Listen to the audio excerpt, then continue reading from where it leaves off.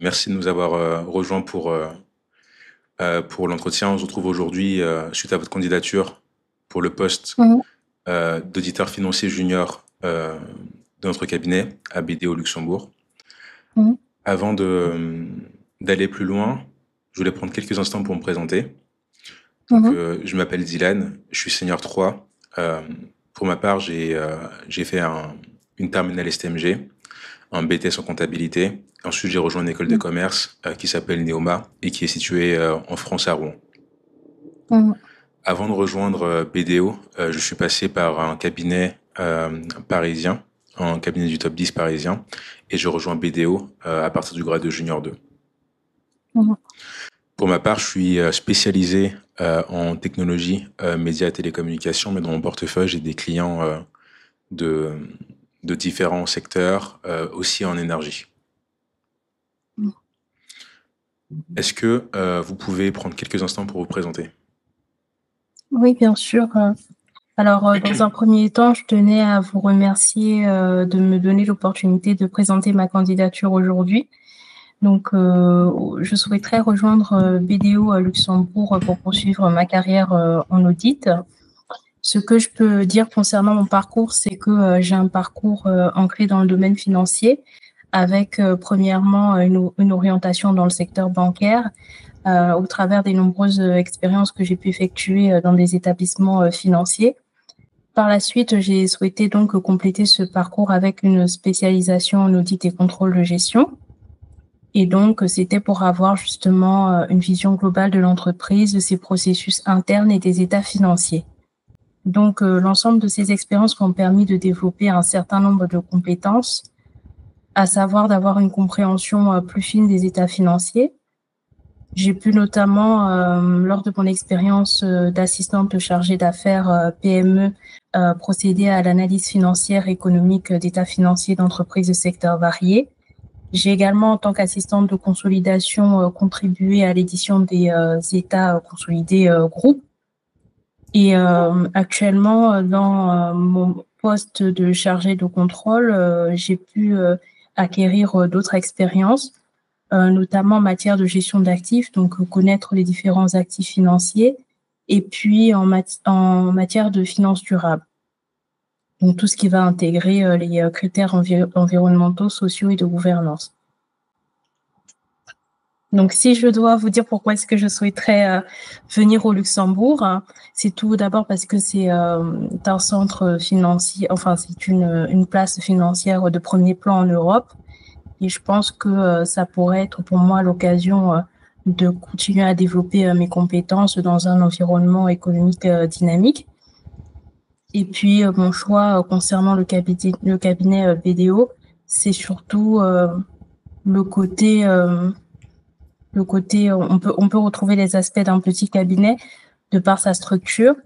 Et puis, on peut retrouver également l'expérience similaire à celle d'un Big Four de par les outils qui sont utilisés. Vous avez parlé d'avoir développé une compréhension des états financiers. Qu'est-ce que vous entendez Mhm. par ça? Ah oui, qu'est-ce que j'entends par là?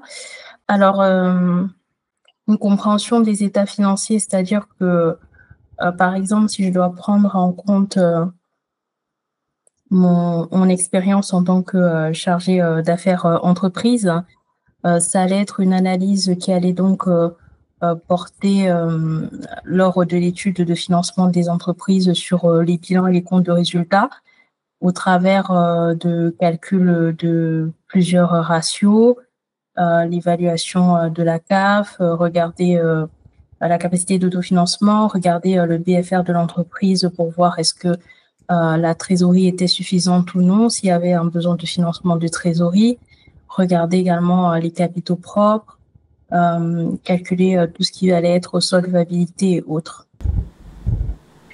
Tout ça, c'était dans le but de faire quoi in fine avec ces informations? Alors, le but avec ces informations, c'était donc de s'assurer qu'on avait une entité solvable et une entité qui soit capable à terme de rembourser les emprunts. Ok. Vous pouvez m'en dire plus sur le, le calcul du BFR, comment on détaille vous le calculiez et quelle interprétation vous donnez aux résultats que vous obteniez. Alors, le BFR, ça va être donc calculé à partir de la trésor. Donc, la trésor, moins tout ce qui va être disponibilité. Et puis également regarder la différence entre également ce qui allait être les dettes et les créances. Donc, ça permet de voir si l'entreprise dispose de suffisamment de créances pour faire fonctionner tout ce qui allait être, on va dire, le financement de ses actifs circulants pour faire fonctionner son activité. C'est quoi la formule de calcul du BFR? Le BFR, ça va être les dettes moins les créances. J'ai oublié un truc. Ça allait être... Là, j'ai une colle. Alors, le BFR, hein, pour rappel, c'est l'actif circulant moins le passif circulant. Ça va être important de bien saisir ça. Qu'est-ce que vous comprenez, vous, de la partie audit et quel est le lien, selon vous, avec les états financiers sur lesquels vous avez travaillé? Alors, qu'est-ce que je comprends de la partie audit? Donc, l'audit, ça va être donc la certification des états financiers pour s'assurer qu'elle présente de manière fidèle l'activité économique de l'entreprise. Donc, l'audit va donc nous permettre d'une manière plus pratique, à la différence de l'analyse financière, de certifier les comptes. On va donc, dans un premier temps, enfin, il y a plusieurs phases, mais on va s'intéresser à l'activité de l'entreprise. Et ensuite, plus concrètement, on va analyser les processus internes de l'entreprise afin d'identifier les risques sur les différents cycles. Et à partir donc de cette étape, on va effectuer différents tests qui vont nous permettre de déterminer si oui ou non on a des risques significatifs. Et par la suite, pendant la période de finale en audit, de manière plus précise, on va auditer ces cycles significatifs pour vraiment déterminer si on a des anomalies qui vont nous permettre à la fin de donner un avis sur les comptes de l'entreprise. Pour ce faire, il faut apporter différentes preuves en mettant en place les procédures d'audit. Donc, ça peut être des entretiens avec le personnel de l'entreprise. Ça peut être également de l'observation. Ça peut, voilà, différentes preuves peuvent être apportées. Alors, vous avez expliqué que c'était plus pratique que l'analyse financière. Qu'est-ce que vous entendez par là? Ce que j'entends par là, c'est qu'en audit, pour justifier justement les chiffres que l'on retrouve sur les états financiers, on a besoin de preuves, ou du moins de prendre un échantillon. Si je dois prendre l'exemple du cycle vente, donc ce qui concerne le chiffre d'affaires, on va donc tester un certain nombre de factures pour regarder est-ce que les process sont respectés, est-ce que les IBAN sont bons, est-ce qu'on a les validations requises d'un supérieur. On peut également faire des comparaisons avec ce qui apparaît sur le compte, des rapprochements avec les comptes également bancaires et autres. Et ça permet justement de vérifier dans la pratique que les chiffres rapportés sur l'état financier sont fiables. Okay. C'est ce que j'entends par pratique. Vous avez une bonne compréhension de la démarche générale d'audit. Par rapport à l'analyse financière, pour vous, c'est quoi la principale différence? C'est quoi le rôle de l'analyse financière et comment ça se distingue clairement de ce que pourraient faire des auditeurs? Alors, le rôle de l'analyse financière en premier lieu, ça va permettre pour moi d'évaluer en tout cas la solvabilité de l'entreprise. Alors, il peut y avoir, Et ça, différents types d'analyse financière, mais là où je voulais en venir, et c'est assez important de bien comprendre la différence, c'est que en audit, comme vous le savez, on est indépendant des mm, entités qu'on va vérifier. mm, Alors qu'en analyse financière, ce sont plus des missions de conseil qui vont être mm, réalisées pour aider l'entité.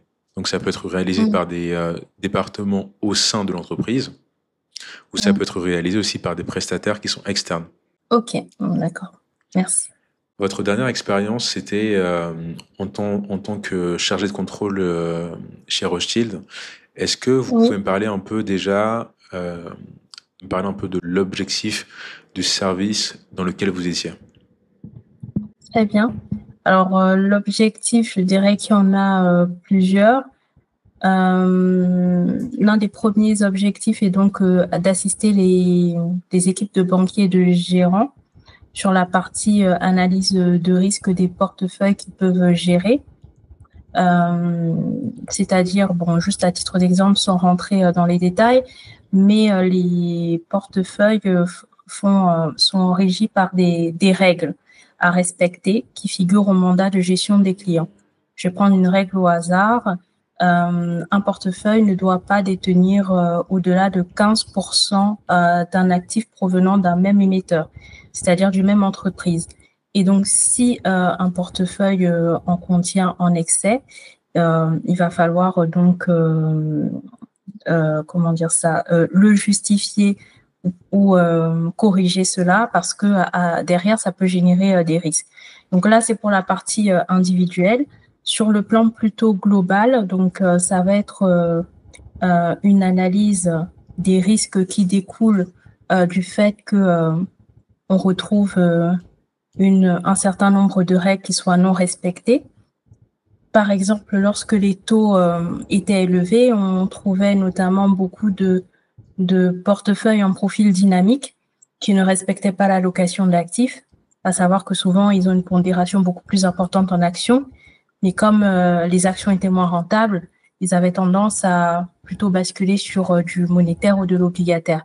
Et donc, ils ne respectent pas ce mandat. Il y a des risques de défaut de conseil, des risques de perte pour le client et pour la banque, et etc.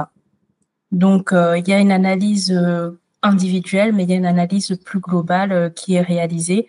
Et on travaille énormément sur Excel par extraction, en fait, de la liste de tous les actifs détenus en portefeuille. Vous faisiez une extraction Des données. des actifs détenus, et ensuite vous Oui, faisiez quoi? Vous faisiez un échantillonnage d'actifs pour lesquels vous vérifiez systématiquement si les règles étaient respectées?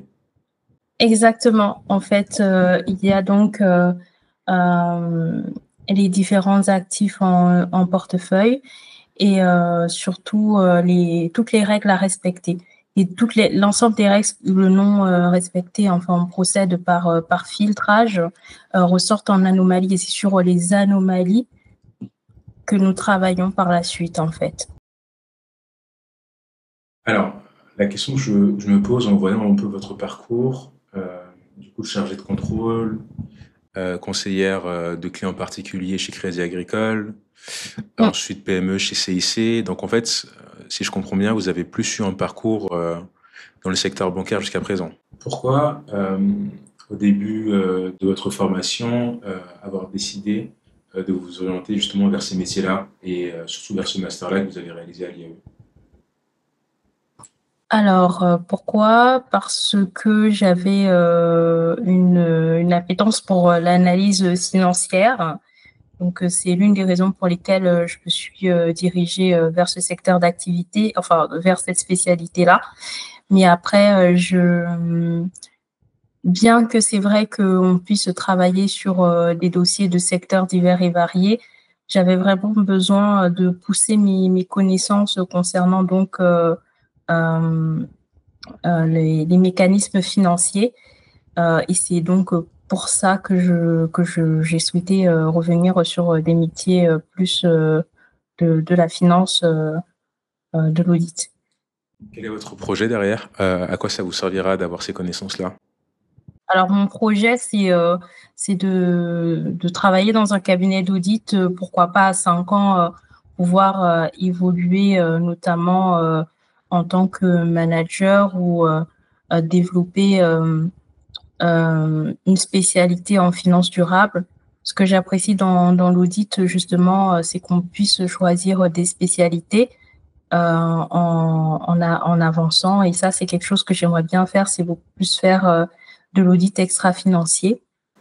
Et pourquoi ne pas avoir simplement candidaté pour un poste d'auditrice extra-financière? Alors, pourquoi? Parce que en général, je sais que l'un ne va pas sans l'autre. En général, on fait les 2.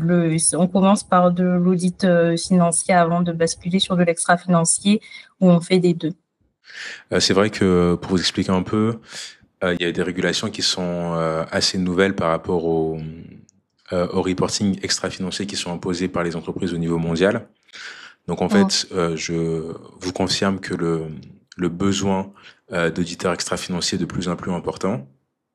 Il y a Mmh. certains postes qui sont ouverts, qui sont mixtes, qui vous proposent de réaliser une partie de vos interventions en extra-financier. Euh, Mmh. mais c'est vrai que pour la plupart des gens qui rentrent en extra-financier, ils rentrent aussi en junior. Ils peuvent se Mmh. spécialiser plus tard, mais c'est pour ça que j'étais un peu étonné euh, de votre candidature si vous êtes intéressé spécifiquement par la partie extra-financière. Vous avez, c'est encore long, vous avez encore un peu de temps pour réfléchir, mais vous avez des idées qui vous intéressent en métier corpo? En métier, corpo, ce serait, risk management, compliance officer, des métiers plutôt de contrôle interne, ouais. Pour être transparent, j'ai un peu de mal à vous suivre, c'est-à-dire que si c'est le métier d'auditeur extra-financier qui vous intéresse, dans la façon dont vous m'expliquez les choses, vous planifiez pas réellement d'exercer ce métier-là. Et surtout, le métier que vous souhaitez faire ensuite en corpo après, par exemple en risque, en quoi c'est lié avec la partie extra-financière? Est-ce que c'est un Euh, projet que vous avez développé depuis un certain temps? Est-ce que c'est assez nouveau? alors, Comment c'est ça? un projet c'est un projet que j'ai développé depuis un certain temps, mais c'est vrai que les besoins sont quand même nouveaux. Et je sais qu'il y a des postes qui s'ouvrent sur la partie extra-financière, mais je pense que c'est encore en cours de développement au sein des entreprises. Il peut y avoir des services projets ou autres, mais j'ai pas encore connaissance des postes possibles, euh, on va dire, en, en extra, en extra-fi. Ok. Alors, pour vous expliquer un peu le fonctionnement du cabinet, vous l'avez vu, Mm, on a différents secteurs à BDO au Luxembourg.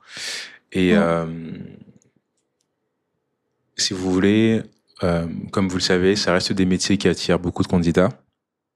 mm, Vous avez été nombreux à candidater pour la prochaine rentrée. mm, Et c'est vrai que pour être transparent, pour nous, c'est crucial mm, euh, de donner l'opportunité à des personnes qui ont déjà une certaine vision par rapport au métier qu'ils souhaitent vraiment exercer sur les prochaines années. mm, Donc ça va être important pour nous et aussi un travail que vous allez devoir faire aussi après notre appel, que vous mm, définissiez beaucoup mieux votre projet et que vous soyez clair mm. sur vos ambitions pour ne pas avoir de déception dans l'avenir. Ce qui Très bien. est l'avantage des cabinets, et là ça m'a un peu étonné quand vous parliez de petits cabinets, on n'est pas vraiment un petit cabinet au Luxembourg, encore moins à BDO, mais l'avantage des cabinets comme les nôtres, c'est d'avoir différents départements. Mm, C'est d'avoir différents départements qui permettent au profil, au profil d'évoluer vers différents métiers.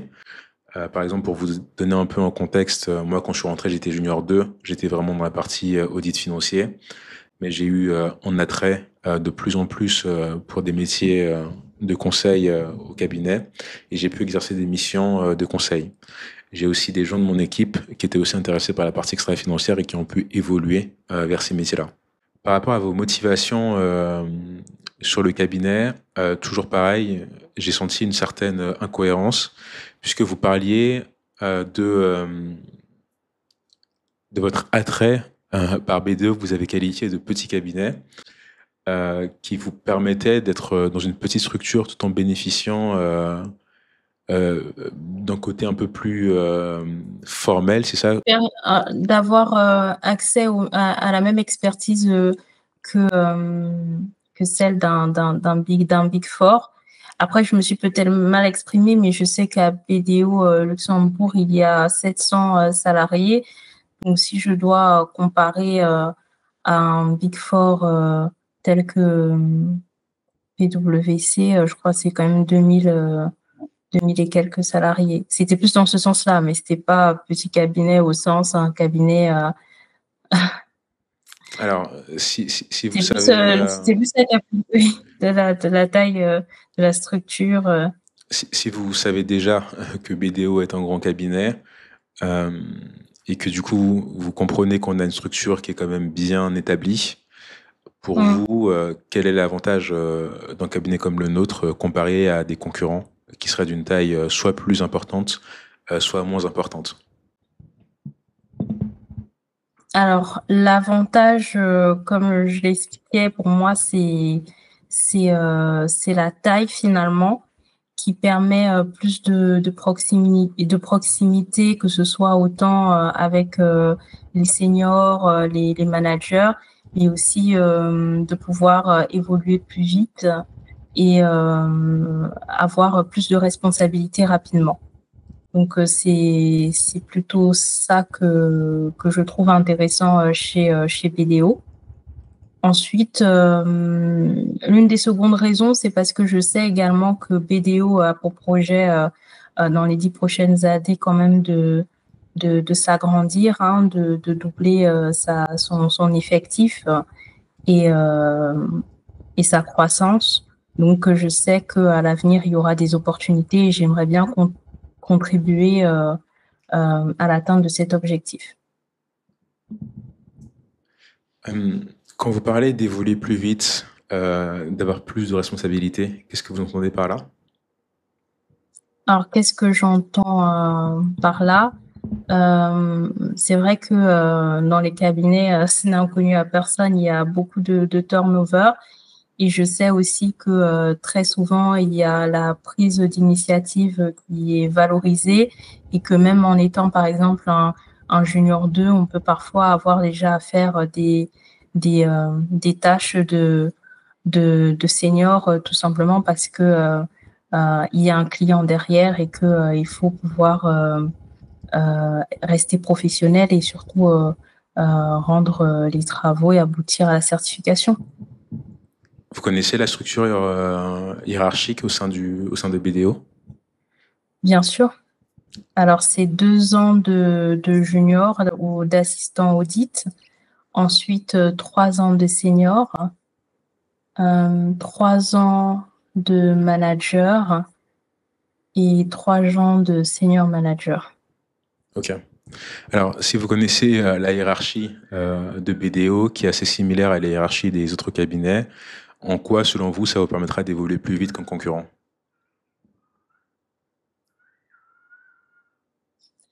En quoi ça va être la formation mise en place? Comme j'ai dit, le fait que les équipes soient aussi plus petites, le cabinet a besoin de beaucoup plus de souplesse et d'agilité.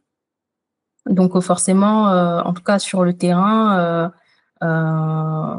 ça nécessite de l'adaptabilité et de pouvoir également prendre des initiatives en cas de Alors, sous-effectif. je suis désolé de devoir vous couper un peu. C'est vrai que j'aime bien que ce soit assez factuel. Oui. Et on va dire droit au but. Et ce que vous me dites, c'est un peu flou pour moi. Quand vous parlez d'adaptabilité, de flexibilité, ça me parle pas trop. Et surtout, vous avez compris que l'ambition de BDO est assez importante. Vous avez parlé de doubler notre effectif. Et j'ai toujours du mal en fait à comprendre quelle est votre motivation sincère par rapport au cabinet. Alors, ma motivation sincère, comme j'ai dit, c'est de pouvoir évoluer au sein du cabinet et tout simplement de pouvoir acquérir de l'expérience au fil des saisons. Oui, mais ça, c'est quelque chose que vous pourriez dire pour la majorité des cabinets. Il n'y a pas vraiment de différence que vous faites. En tout cas, j'ai l'impression que vous n'avez pas vraiment identifié la façon dont BDO se distingue des concurrents. Et c'est là où je voulais en venir. C'est un peu un point que j'ai identifié par rapport aux échanges qu'on a eu jusqu'à présent. C'est une certaine vague de fumée qui entoure un peu certains points de votre candidature. Et comme je vous l'ai dit, pour nous, c'est important d'avoir des personnes qui savent où ils veulent aller, quoi. Un peu plus tôt, vous aviez parlé des états financiers, vous aviez bien identifié compte de résultat à bilan, et vous aviez aussi parlé des annexes. Pour vous, c'est quoi les annexes?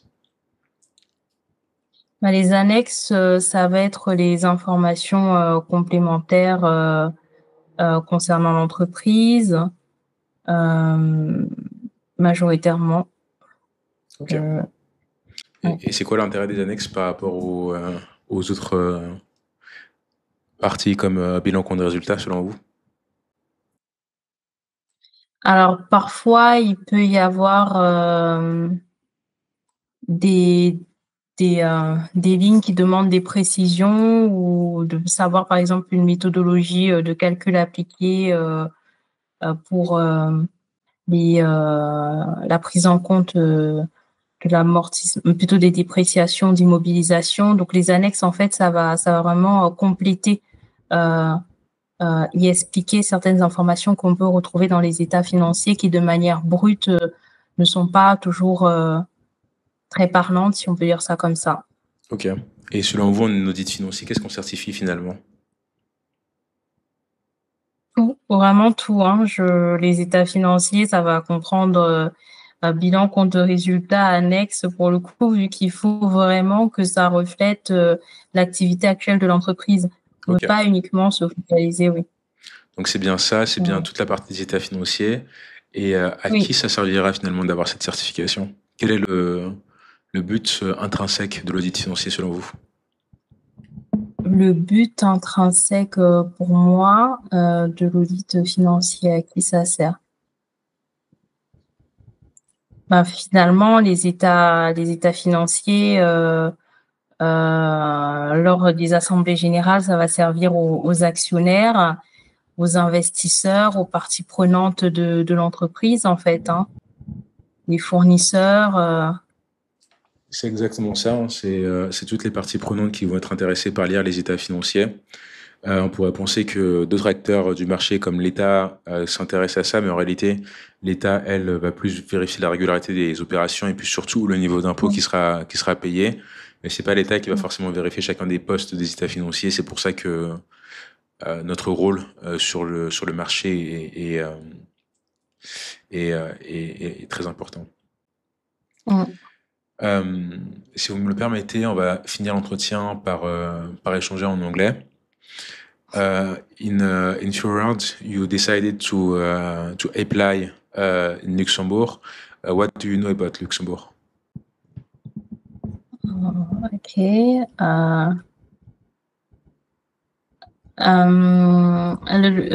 Luxembourg is the wealthiest country in Europe.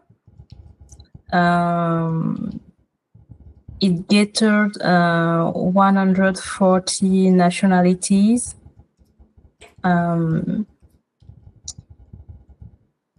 What I know about Luxembourg, the Luxembourg have many financial institutions as bank, funds, and also other economic fields. Can you give me example? Of what? A financial Example? institution. Yes, as for example, if I have some names, CACEIS, or the big name in audits, many big banks like the the traditional bank, BNP, Société Générale, I think assurance company too, Before coming ACMP. to this interview, Mm. did you make some research about Luxembourg? You look like not sure of what you say. Not in detail, to be honest. Okay. I'm not. Why don't you make Yes. some further research on Luxembourg? Why I don't make deeper research about Luxembourg? To be honest, I don't know, because maybe I think we will only talk about audit, not about Yeah. Luxembourg as a country. Yeah, but you apply for a specific country outside yours. So for me and for the firm, BDO is important for us to be sure of your motivation. To conclude this interview, can you talk to me about your hobbies? I can read on your resume that you like to read books. Which kind of books do you read? I love polar, to be honest. Polar thriller books, and that's all. This is the kinds of book I love to read. Ok. Alors, merci pour cet échange. Est-ce que pour finir, vous aviez des questions sur l'audit, sur les spécificités de BDO ou sur toute autre chose? Alors oui, moi j'ai une question. Qu'est-ce qui vous a poussé finalement à intégrer ce cabinet d'audit? Pourquoi l'audit finalement pour vous? Alors, pour moi, je viens d'un parcours beaucoup plus technique, hein. J'ai fait terminal STMG, BTS, etc. Et c'est vrai que c'est pas forcément des parcours qui, de base, sont destinés à rejoindre les grandes écoles, à rejoindre l'audit. Et j'ai très vite vu, en fait, l'audit dans ma progression comme un moyen, on va dire, de progresser dans la hiérarchie des métiers en finance. En fait, pour moi, c'était vraiment un challenge. C'était vraiment ça qui m'a attiré depuis le début. C'était le challenge, puisque l'audit avait la réputation d'être un métier assez exigeant, sur lequel l'organisation était importante. Je savais aussi qu'en termes de communication, on apprenait aussi beaucoup plus que dans d'autres métiers, puisqu'on était rapidement exposé à des clients dès le grade de junior 1. Ça va être aussi votre cas. Si vous êtes retenu, c'est que vous allez être exposé directement en clientèle. Et en fait, ces compétences qu'on peut difficilement retrouver combinées avec la possibilité d'évoluer d'année en année avec le système pyramidal, pour moi, c'était un peu la combinaison des éléments qui m'ont motivé pour l'audit. Ok, d'accord. Et qu'est-ce que j'allais dire? Et pourquoi finalement le cabinet dans lequel vous avez travaillé? Alors, Pourquoi ce cabinet? pour être transparent, quand j'étais en master, j'ai fait une visite de BDO dans mon école.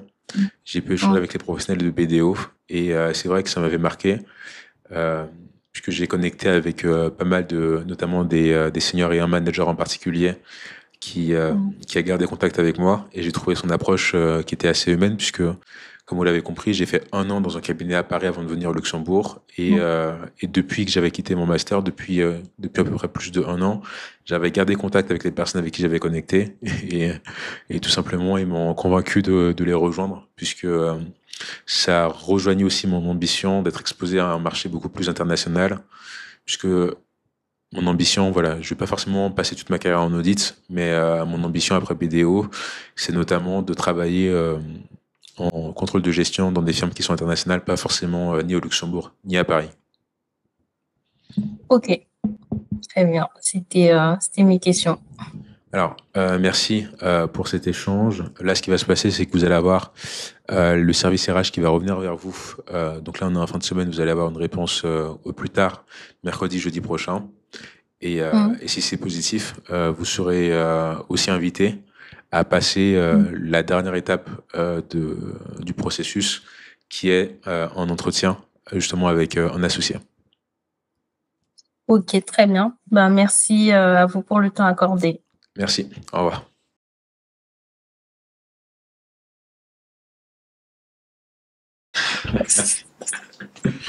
Alors, ton retour à Mais chaud. t'es horrible, hein, ce Quentin.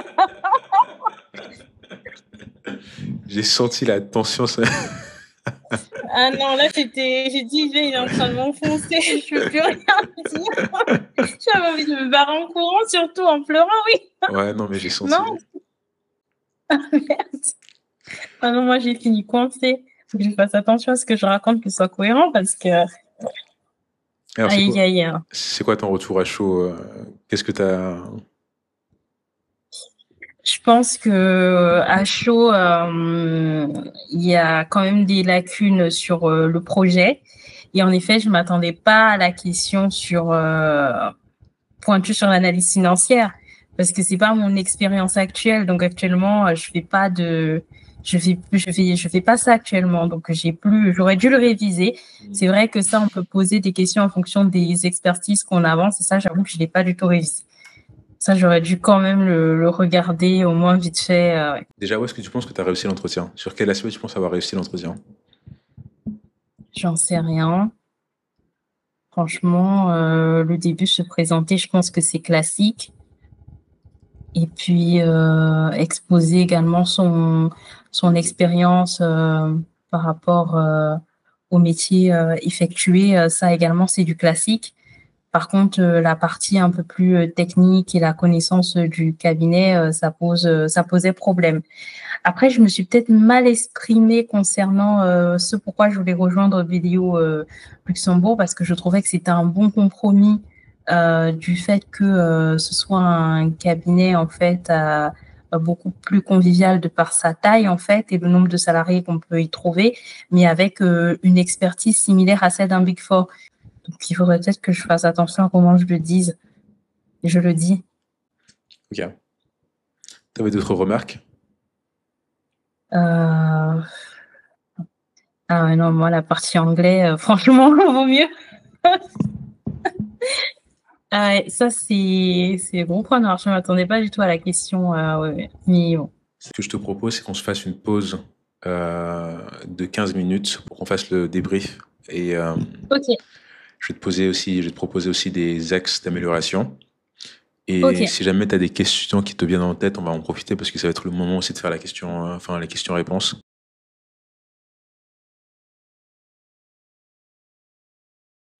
Déjà, je voulais vous remercier de me donner l'opportunité de défendre ma candidature. Pour me présenter un peu, moi, ce qu'il faut savoir, c'est que j'ai toujours été intéressé par la finance.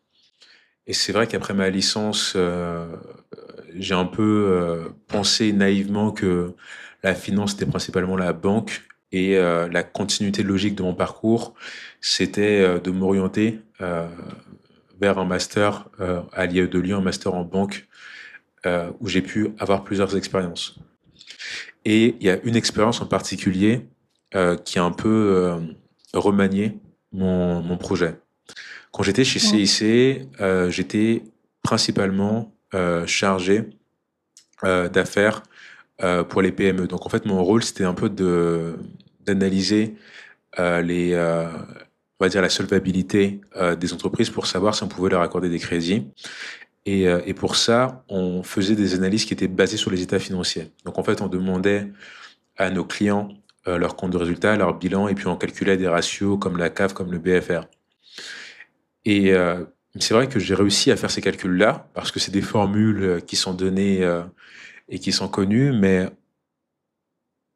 je dirais que travailler sur ces ratios, travailler sur ces états financiers, ça m'a fait comprendre que finalement, dans tous les métiers de la finance, le langage universel, c'est la comptabilité.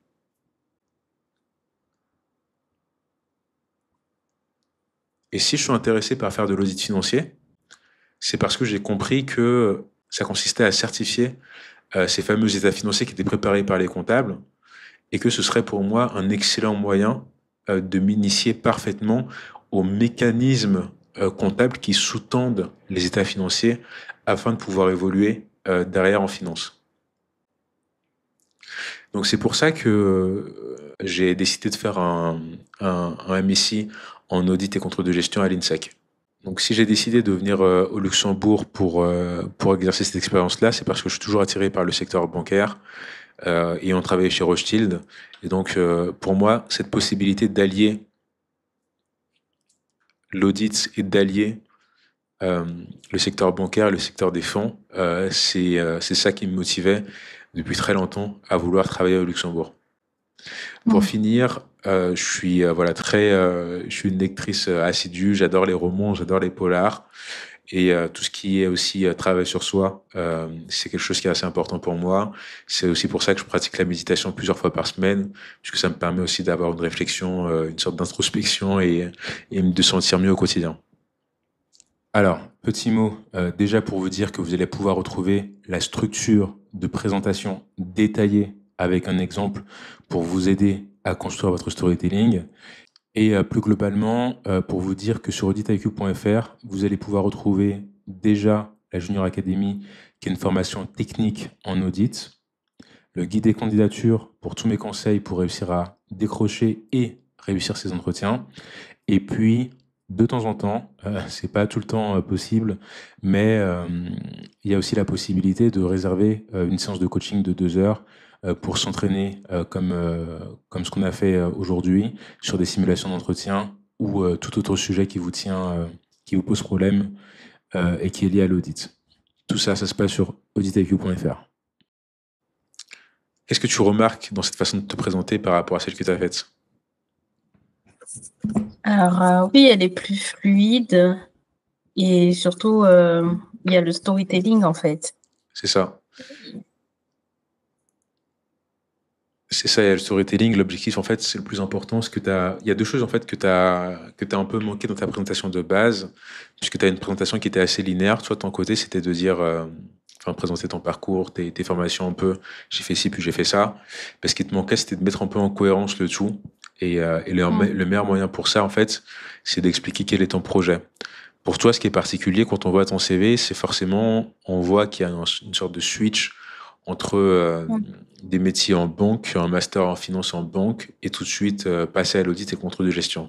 Donc en fait, chaque profil a un enjeu à défendre lors des entretiens, et quelqu'un qui voit ton CV, la première question qu'il va se poser, c'est, OK, mais pourquoi l'audit? Et en fait, en expliquant cette transition-là, euh, pour toi, une belle porte d'entrée, ça peut être ce que tu m'as expliqué sur CIC, tu vois, le côté analyse des états financiers. En expliquant cette transition-là, tu coupes l'herbe sous le pied à toutes les remarques qui pourraient disqualifier ta candidature. Mm. Et en plus de ça, tu as quand même un profil qui est assez intéressant pour le Luxembourg, de par le fait que tu as beaucoup mis les pieds en banque. Donc, moi, ce que j'aurais fait à ta place, c'est surtout que j'aurais été beaucoup plus précis sur. J'aurais donné des noms, en fait, d'entreprises, de banques, de fonds que le Luxembourg, notamment que BDO Luxembourg audite, pour justifier pourquoi tu es intéressé par le Luxembourg, par l'audit, puis par eux, tu vois. Ça te fait vraiment un cercle qui est Mm. infaillible. Alors, Mm. si je devais te donner un feedback global, tu l'auras compris, mon objectif, c'est pas de prendre des pincettes. Toutes les remarques que je vais te faire là, ça va être des remarques que tu auras le temps de corriger avant tes Mm. entretiens. Et donc, quelque part, c'est qu'une situation temporaire que tu auras le temps de corriger. Mm. Je pense que tu l'auras senti que l'entretien s'est pas bien déroulé euh, pour Mm. plusieurs raisons. Première raison déjà, c'était au niveau, et c'est là il y a eu une sorte de bascule en fait lors de l'entretien, c'est quand j'ai commencé à te challenger, tu vois, en essayant de souligner des incohérences qu'il y avait sur la motivation sur BDO, sur la motivation sur BDO, sur pourquoi le Luxembourg. C'est là qu'en fait il y a une sorte de bascule et aussi là où j'ai pointé un peu les incohérences qu'il y avait par rapport à l'audit extra-financier, à l'audit RSE. Et c'est Mm. là que j'ai senti une sorte de bascule, euh, on va dire, dans la dynamique de l'entretien. Ok. Ce qu'il faut comprendre, c'est que, bon, en fait, il y a plusieurs façons de faire des entretiens. Moi, j'ai eu des entretiens qui étaient très cool, avec des managers, des seniors, des partenaires même qui étaient vraiment très cool, qui essayaient pas de me piéger ou autre. Mais c'est vrai que j'ai aussi eu des entretiens qui étaient beaucoup plus tendus, et notamment les entretiens les plus chauds que j'ai pu avoir, même si c'est pas forcément, ça peut paraître un peu étonnant parce que le Luxembourg c'est réputé comme un peu moins sélectif que Paris, et pourtant les entretiens les plus chauds que j'ai pu avoir, moi, c'était au Luxembourg où j'avais une fois un entretien dans un Big Four avec des managers qui ont vraiment essayé de me déstabiliser. Donc c'est pour ça que, comme on le ferait sur un bac blanc, j'ai toujours essayé d'être plus exigeant dans ma simulation Mm. que ce que tu pourrais avoir. J'ai vraiment essayé de chercher la bête noire. Et quand j'ai Mm. commencé à te challenger sur les incohérences, mon objectif, en fait, c'était de voir comment tu réagirais dans quelle était ton attitude, en fait, dans des situations qui étaient compliquées. Mm. Ce qui était important, c'était pas le fond, c'était la forme. Même si tu avais Ok. été excellente et que tout avait été parfait, j'aurais forcément, et c'est ce qui va t'arriver, chercher la bête noire pour savoir comment tu réagis dans des situations difficiles. C'est pour ça qu'en entretien, on rentre dans un jeu de rôle. Tu vois, les managers prennent des voix plus graves, sont plus secs, sont plus tranchants. C'est parce qu'en fait, on veut voir comment tu te débrouilles quand c'est chaud. Tu vois. Et c'est pour ça qu'il faut Mhm. toujours rester ouvert, ne jamais se fermer et toujours montrer une bonne attitude. Ok. Moi, si je t'avais eu en entretien, mon retour aurait été négatif. J'aurais pas Mhm. continué avec ton profil parce que, en fait, c'est à montrer des signes d'agacement au cours de l'entretien. Et ça, c'était rédhibitoire. Il y a des moments Mm. où, par exemple, quand je posais des questions, tu soufflais à te répondre. Il y a quelques fois où tu as haussé les sourcils, où tu as une Mm. façon aussi de parfois de répondre qui est un peu désinvolte et qui fait que on se dit, il y a forcément en cabinet des situations qui sont tendues. Et en fait, on se dit, ce genre de profil, si ça arrive en cabinet et que c'est chaud, comment tu vas réagir? Ok. OK? Mhm. Donc, en fait, ce qu'il faut que tu comprennes quand tu es en entretien, c'est que quand ça tourne mal, euh, c'est là que l'entretien commence. En fait, c'est ça qui est révélateur. Parce que tu as des profils qui vont se refermer et tu as d'autres profils qui vont rester ouverts. Et nous, on a besoin de voir comment tu te comportes quand ça tourne mal. Donc, on a besoin de voir quel genre d'attitude tu vas avoir. Donc, le point le plus important pour toi, que je te Mm. conseille d'avoir, c'est vraiment de faire attention à l'attitude. De toujours rester Mm. ouvert, de toujours rester positif. Et si c'est chaud, il faut que tu vois ça comme un challenge. Ça veut pas dire que tu as raté Ok. l'entretien. L'entretien, il a duré à peu près, enfin, moins de 40 minutes, plus ou moins 1 heure. Tu as le temps Mm. de te rattraper. C'est pas parce que tu as loupé une question sur la cohérence de ton projet que c'est fini, hein. C'est pas grave. Mm. Ça fait partie de l'entretien, ça fait partie du jeu. Il faut juste que tu réagisses Mm. de manière intelligente, quoi. Mm. Ok. Donc ça, c'était le premier point. Et aussi, bah forcément, après cette séquence où il y a eu la bascule de l'entretien, j'ai senti que même à la fin, tu étais beaucoup plus fermée, tu étais froide. Et ça, c'était un peu délicat. Et je pense que ça te Mm. pénalisera. L'autre deuxième point qui fait que l'entretien était raté, c'était, bon, déjà, c'était pas stratégiquement intéressant d'amener le sujet sur l'audit RSE, même si tu es intéressé par la partie extra-financière. Donc, soit tu candidates spécifiquement pour des postes audit RSE, audit mixte, comme je Mm. t'expliquais, financier RSE. Mais si tu es en entretien en audit financier, Mhm. il faut que tu parles de l'audit RSE, que c'était sûr de toi et que si tu es prête à répondre aux questions difficiles. Mm. D'accord. Ok. Parce que là, en fait, vu Ok. que en tout cas, le projet que tu m'avais présenté, c'était de faire 5 ans en audit, puis après de partir en corpo, on se demande, mais vraiment, où est la place de l'audit RSE? Et forcément, quand on a un candidat avec deux profils qui sont similaires au tien, il y en a un qui sait où il veut aller, il dit qu'il veut faire que de l'audit financier, et l'autre qui est pas forcément sûr de lui, et tu vois que le choix, la question, elle a vite répondu, quoi. Tu Est-ce que tu vois. as tout juste. Après, je me rends pas compte forcément. Oui, je ressentais que. Je pense que c'est l'anxiété. Je me suis fermée et je Ouais. me suis pas rendu compte que j'étais désinvolte. Mais oui, j'ai ressenti à un moment donné que je me suis refermée. En fait, je me suis dit, j'ai mal répondu et j'ai accumulé du stress en fait pendant l'entretien. Ouais, je sais, et Mm. c'était volontaire. J'ai voulu te mettre dans des situations compliquées pour voir comment tu réagirais. Et Mm. comme ça, quand ça t'arrivera en Mm. situation réelle, tu comprendras que c'est un jeu de rôle, en fait. Faut que tu vois ça comme un Mm. jeu. Et même si les personnes te paraissent hyper secs, en fait, en face de toi, ça veut pas dire qu'ils le sont comme ça dans la vraie vie. Même toi, demain, quand tu seras manager, que tu feras passer des entretiens, forcément, tu auras envie de voir ce que les gens ont dans le ventre, tu vois. Donc, ça fait partie du jeu. Mm. Et même dernière chose, souvent, quand on est dur avec des gens en entretien, c'est que les gens sont bons, en fait. Plus une personne est bonne, plus on va la challenger. Donc, faut que tu vois ça comme un Mm. défi. Donc, par rapport au RSE, qu'est-ce que tu comptes faire du coup? Est-ce que toi, c'est un truc, entre toi et moi, est-ce que toi, c'est un truc c'est le truc que tu veux faire ou c'est un truc que tu avais lâché comme ça? Euh, je m'étais dit pourquoi pas, étant donné que j'ai eu cette ouverture justement en tant que chargée de contrôle, d'être sensibilisée à la nouvelle réglementation SFDR, à tout ce qui est extra-financier. Donc c'était vraiment sincère, mais c'est peut-être la manière de l'amener qui était pas juste. J'ai pas du tout pensé pour le coup que enfin, pour moi, je postulais à un poste d'auditeur financier, donc j'ai pas du tout pensé à l'évolution vers cette typologie de poste au fil de mon parcours. Mais je pense que je l'aborderai pas par conséquent si je dois me retrouver en entretien. En fait, c'est pas ça, c'est pas une question simplement de la façon dont tu l'as formulé. Là, c'est une question de fond. Parce que Mm. c'est ce que tu me dis en fait en quelque part, hein. C'est que tu me dis que c'est un truc qui te venait en tête, mais c'est un truc que Mm. t'as pas vraiment encore pour l'instant intégré à ton projet. Et Mm. moi, je te dis pas que c'est mal de parler de l'audit RSE. Au contraire, si c'est un truc qui te tient à cœur, assume-le.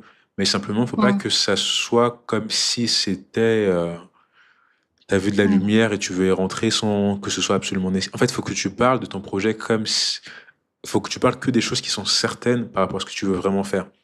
Le point que tu as le mieux réussi d'entretien, c'était la partie expérience. Quand tu as commencé à parler de Rothschild, de ce que tu faisais, de CIC, etc., tu as été très précise et Mm. j'ai senti une vraie maîtrise. En Mm. fait, si tu veux, moi, la stratégie que j'avais, c'était que vraiment, genre, chaque bullet point que je mettais sur mon CV, j'avais des notes par rapport à ça pour me remémorer ce que j'avais fait exactement, même Mm. quand c'était des expériences qui dataient de 1, 2, 3, 4 ans, quoi.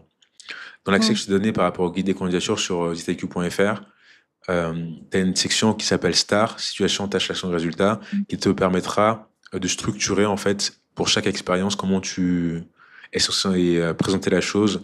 Et tu vois qu'il y a une stratégie un peu d'entonnoir. Donc en fait, avant de commencer à parler de ton expérience, tu dois expliquer quel était le rôle de ton service. C'est ce que tu m'avais bien expliqué quand je t'ai posé la question, que tu Mm. m'avais dit que tu devais analyser les dossiers de financement, etc. C'était assez bien. Et après, tu redescends petit à petit vers des éléments précis sur, par exemple, qu'est-ce que tu calculais Mm. comme ratio, quoi. Donc ça, tu peux facilement le corriger. Mais grosso modo, t'as été assez précise, Mm. technique. Et j'ai bien aimé, par exemple, tu vois, un truc qui est bête, hein, mais Mm. quand on parle des expériences, même en audit, pardon, en entretien, il faut essayer d'être le plus précis possible. Et Mm. l'un des bons réflexes que tu as eu, c'est quand tu me parlais de Rothschild, tu m'as donné la règle des Mm. 15%. Tu te rappelles? Oui. Bah, tu vois, ça, c'est le genre de truc, en fait, où on dit, putain, elle sait de quoi elle parle. Mm. Donc, en fait, techniquement, même sur la partie audit, hein, tu me parlais de certification des états financiers, euh, Mm. t'as commencé à me dérouler par toi-même, en fait, les phases d'audit, le fait que tu devais tester des transactions, faire un échantillon. Et tout ça, en fait, c'est hyper précis et c'est des choses, je sais pas Mm. si tu as remarqué, mais j'ai même pas approfondi vraiment sur la partie audit financier parce que je me suis Mm. dit, OK, elle a compris l'audit financier, donc j'ai pas besoin d'aller chercher la bête, en fait. Donc, Mm. ça, c'était très bien. Ok, d'accord. Donc, comme ça, je sais sur quoi retravailler. Déjà, je te remercie de m'avoir envoyé ton guide parce qu'il est vraiment très bien fait. Moi, j'ai appris des choses, notamment par rapport aux candidatures au LinkedIn, comment retrouver les mails et autres. Ouais. Mais je pense que c'est justement mieux de se préparer en autonomie et se rapprocher de toi si question il y a et se planter lors d'un entretien comme ça fictif que d'avoir de l'aide en amont parce que le but c'est pas forcément d'avoir tout juste, il faut que ça marque justement les erreurs pour pouvoir s'améliorer derrière. Donc moi je préfère avoir fait les erreurs que j'avais à faire, Ouais. comme ça me marque et je peux travailler derrière.